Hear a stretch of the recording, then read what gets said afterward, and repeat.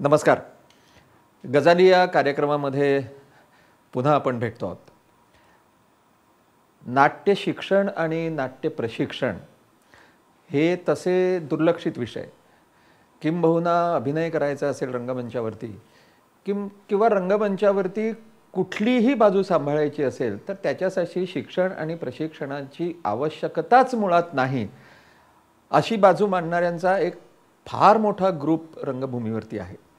पण त्याचबरोबर नाट्य प्रशिक्षणाची आणि नाट्य शिक्षणाची केवळ आवश्यकताच आहे असं नाही, तर रंगभूमीवरती कुठलंही काम करण्यासाठी अभिनयापासून ते बॅकस्टेजपर्यंत हे गरजेचं आहे. किंबहुना इट शुड बी कंपल्सरी, ते अत्यावश्यक आहे असे मानणारे जे थोडे काही कलाकार, कलावंत, जे बुजुर्ग, विचारवंत, समीक्षक असे आहेत, त्या सगळ्यांचं नेतृत्व एका विशिष्ट काळामध्ये की जर का कोणी केलं असेल तर ते राष्ट्रीय नाट्य विद्यालयामध्ये शिक्षण घेऊन बाहेर पडलेल्या कमलाकर सोनटक्के नावाच्या एका कलावंतानं. कमलाकर सोनटक्के हे केवळ महाराष्ट्रामधले नव्हे तर राष्ट्रीय नाट्य विद्यालयामधले अलकाझी सोडले तर त्याच्यानंतर ज्यांनी आपली हयात नाट्य शिक्षणासाठी आणि नाट्य प्रशिक्षणासाठी वाहून घेतली ते प्राध्यापक कमलाकर सोनटक्के आज दुसऱ्या कामाकरता गोव्यामध्ये आलेले आहेत. पण वेळात वेळ काढून आज त्यांनी गजाली या कार्यक्रमामध्ये आपली मुलाखत द्यायची कबूल केलेली आहे. सर, मी तुमचं गोव्यामध्ये पुन्हा एकदा स्वागत करतो प्रुडंट मीडियाच्या वतीनं. सर, मला सांगा, तुम्ही राष्ट्रीय नाट्य विद्यालयामध्ये जवळजवळ 50 वर्षापूर्वी प्रवेश मिळवलात. तो काय हेतून? म्हणजे मी येऊन मराठी व्यावसायिक रंगभूमीवरती नाटक करणार म्हणून, का मला नाटकाचं शिक्षण आणि प्रशिक्षण याच्याबद्दल शिकायचं आहे म्हणून? का गेलात तुम्ही?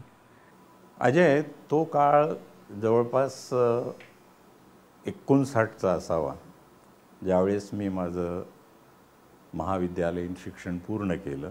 हिंदीला MA गेलो आणि ते जाणंसुद्धा काही सोद्देश अशा प्रकारचं होतं अशातला भाग नाही. पण त्या काळापर्यंत मी महाविद्यालयात औरंगाबाद शहरात काही नाटकांमधनं कामं केली होती. ती बघितल्यानंतर आमचे जे काही हितचिंतक होते की कमलाकर, तू या क्षेत्रात जायचा प्रयत्न कर, म्हणजे नेमकं काय याचं उत्तर मात्र कुणाकडेच नव्हतं. तर त्या काळामध्ये मामा वरेरकर हे दिल्लीला पंडितजींच्या सोबत खासदार होते आणि त्यांची आणि माझी गाठ व्हावी अशा प्रकारची योजना वाल कुलकर्णी वगैरे या सगळ्या मंडळींनी केली. आणि मामांचा स्वभाव करायलाच पाहिजे, तू कुठल्या भागातनं आलास, तुला काय येतं आहे हा प्रश्न महत्त्वाचा नाही आहे, तुझी जिद्द असेल तर तू अवश्य ये. एक विचार आला की पुढचं प्रशिक्षण, पुढची नोकरी, व्यवसाय हे सगळं सोडून अक्षरशः ज्या प्रदेशाच्या वाटा माहिती नाहीत, ज्या प्रदेशाचं नाव कधी ऐकलं नाही, अशा प्रकारचं प्रशिक्षणसुद्धा नाट्यात असू शकतं का असे प्रश्न या पाठवणाऱ्यांनासुद्धा पडले होते. माझा प्रश्न तर वेगळाच. तर चला दिल्ली तर बघून येऊया त्या निमित्तानं म्हणून आम्ही गेलो आणि तुमच्यासारख्या काही मित्रांनी सगळी माझी तयारी वगैरे करून घेतली. ते सोबत आले मनमाडपर्यंत. आणि दिल्लीला गेल्यानंतर दिल्लीचं एकंदर वातावरण, नाट्यशालेची ती इमारत, पहिल्या प्रथम आयुष्यात फायरप्रूफ ब्रिक्सनी बांधलेली इमारत, ही रवींद्र भवनची, ती मी आयुष्यात बघितली. तिथली एकंदर करडी शिस्त, तिथलं वातावरण. परंतु का कोण जाणे, एक स्वतःवरचा विश्वास, तिथं जे विचारलं जातं आहे त्याची नेमकी अचूक उत्तरं हिंदीमध्ये आणि बऱ्यापैकी हिंदीमध्ये देऊ शकलो. आणि योगायोग असा की माझी निवड झाली. 3 वर्षांसाठी निवड. त्यावेळेस बॉन्ड दिला जायला लागायचा 1.5 लाख रुपयांचा. हो, कारण मध्यंतरात तुम्ही सोडून गेलात तर ती जागा खाली जाणार 20 लोकांपैकी, म्हणून तो बॉन्ड असायचा. आणि अजय, मी तुला सांगायला हरकत नाही, अक्षरशः तन मन धन सगळ्यांना पणावर लावून मी अभ्यासक्रमाला सुरुवात केली. पण महिन्याभरानंतर असं कुठंतरी जाणवायला लागलं की आपलं इंग्रजी भाषेवर प्रभुत्व नाही आहे, अनेक गोष्टी रंगमंचाच्या संदर्भातल्या ज्या आहेत, मग त्या नेपथ्याच्या असतील, सायक्लोरामा असेल, स्पॉटलाईट असेल, फ्लडलाईट असेल, दृष्टिरेषा असतील, याचं काहीही भान नसल्यामुळं कदाचित आपण हा अभ्यासक्रम पूर्ण करू शकणार नाही असं वाटलं आणि भीतीपोटी बंगाली मार्केटला जाऊन मलाच मी एक तार दिली, grandmother serious, please start immediately. ती तार आमच्या रजिस्ट्रारनी अलकाजींच्या समोर ठेवली. अलकाजींनी ती वाचली. त्यातली गोम त्यांना कळली. मला पीटीच्या क्लासनंतर बोलावून घेण्यात आलं आणि अलकाजी मराठी बोलायचे. काय रे, कसा वाटतंय? सर अच्छा है, ठीक है. दिल नहीं लगता क्या? No, it's not like that sir, but I don't think I will. Who told you that you will not be able to pursue? You are one of my best students and you are going to do it, okay? And Dasgupta, take this telegram in your possession and tell him that if he wanted to do the telegram, he should have asked somebody at his place to give the telegram, not Bengali market. This is the address. आणि अजय, गंमत अशी की हा काही अध्यात्माचा भाग नव्हता, हा काही तत्वज्ञानाचा भाग नव्हता. नाट्य शिक्षण हे जीवनाला सामोरं जाणारं प्रात्यक्षिकाचं असं एक माध्यम असल्यामुळं जे जीवन मला कळलं होतं त्या काळापर्यंत, जे मी बघितलं होतं, त्याचंच कुठंतरी रूपांतर अभ्यासक्रमात झालेलं असा विश्वास माझा बसायला सुरुवात झाली. आणि मग त्या काय संज्ञा असतील, काही व्याख्या असतील, तो भाग सोडून दिला तर प्रात्यक्षिकामध्ये मी 100% यशस्वी होतो असा विश्वास मला 3 महिन्यात आला. पहिल्या वर्षी नाटकांमध्ये मी कामं केली. अलकाजींचे सगळे कार्यक्रम जे असायचे, तांत्रिक बाजू त्यांची मी सांभाळायचो.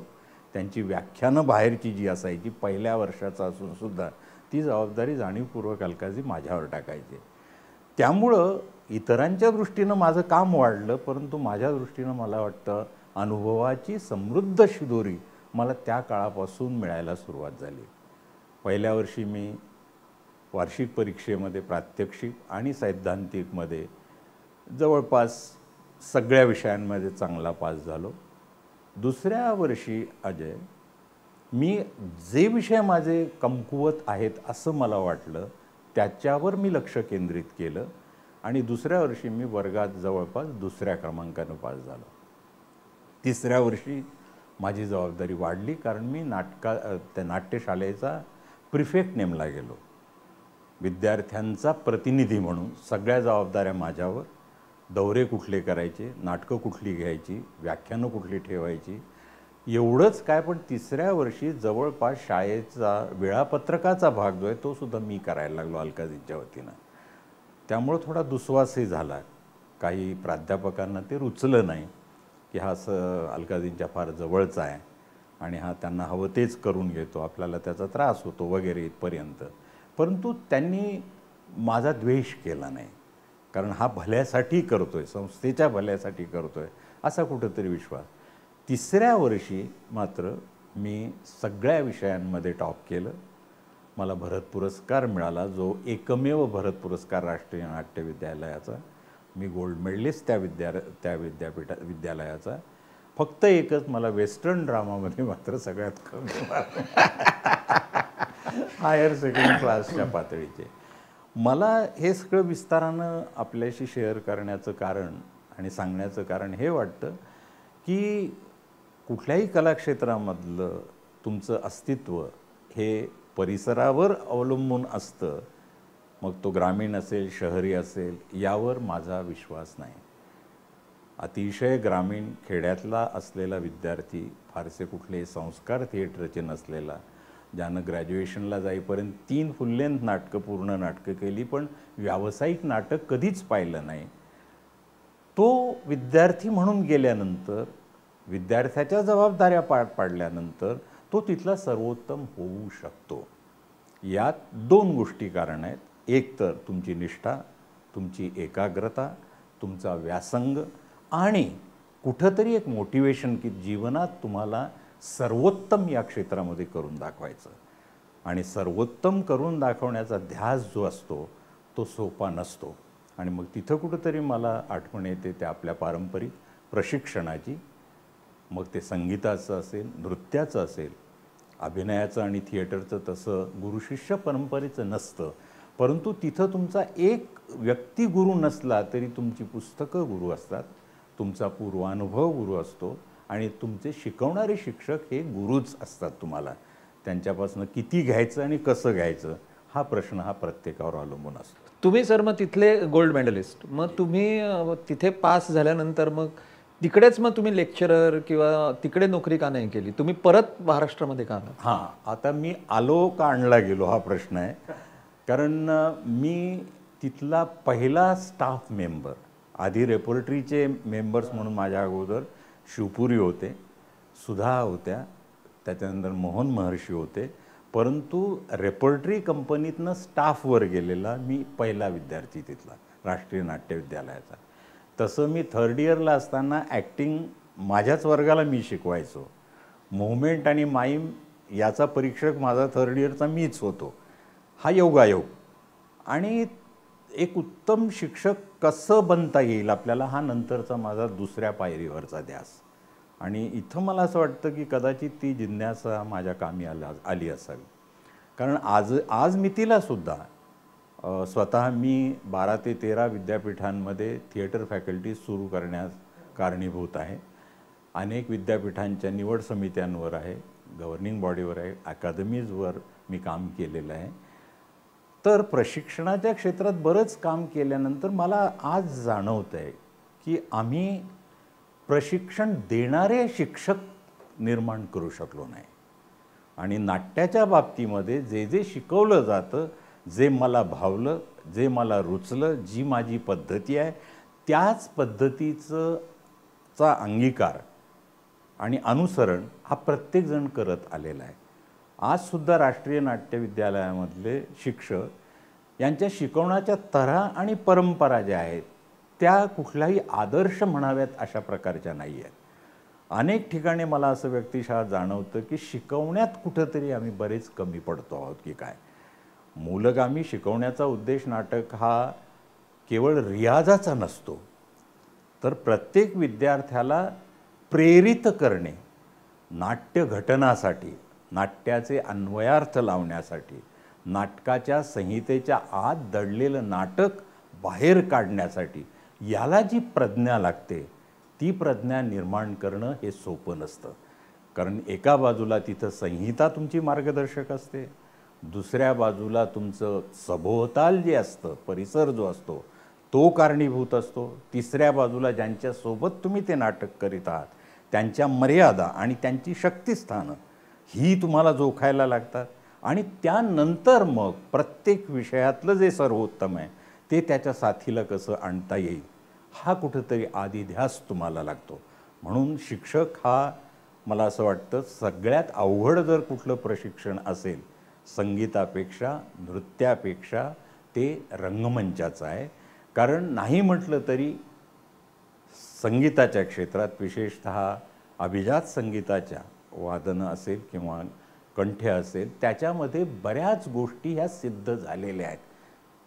कालानुसार त्यात बदल होत गेले, परंतु त्याच्यामध्ये प्रचंड अशा प्रकारचं स्थित्यंतर प्रत्येक सादरीकरणाच्या वेळी येत नाही. नाटकाच्या बाबतीमध्ये मात्र प्रत्येक नाटक ही नवी आव्हानं घेऊन येत असतं. कारण ते जीवनाभिमुख असतं, जीवनाला सामोरं जाणारं असतं, जीवनाचे अर्थ उकळणारं असतं. आणि म्हणून त्याला अधिक जागृत असावं लागतं रंगभूमीवरच्या कलावंताला, दिग्दर्शकाला तर त्यांचं मार्गदर्शक म्हणून अधिकच.